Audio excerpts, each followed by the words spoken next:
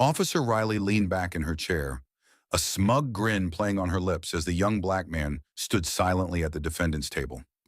2 days earlier, she had pulled him over, not because of any real violation, but because she didn't like the confident way he drove through a wealthy neighborhood.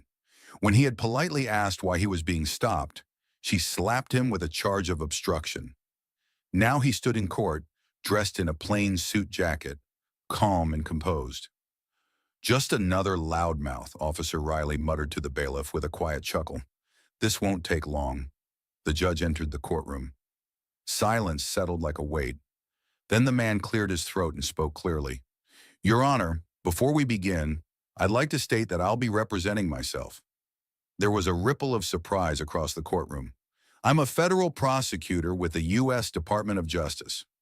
Officer Riley's smirk faded in an instant. The man continued, his voice firm and steady. "I have documented evidence of an unlawful traffic stop, abuse of authority, and racial profiling. I'll be filing a formal complaint with Internal Affairs in the DOJ's Civil Rights Division." The judge narrowed his eyes. "You're with the DOJ?" The man stepped forward and handed over his badge and credentials. "Yes, Your Honor, and I'd also like to request that Officer Riley face sanctions for perjury in her written report." Riley sank back into her seat, color draining from her face. Within minutes, the case was dismissed. The courtroom buzzed with whispers of shock and disbelief. As the man walked out, head high, he passed Officer Riley without giving her so much as a glance. But everyone else looked at her, and none of them were smiling anymore.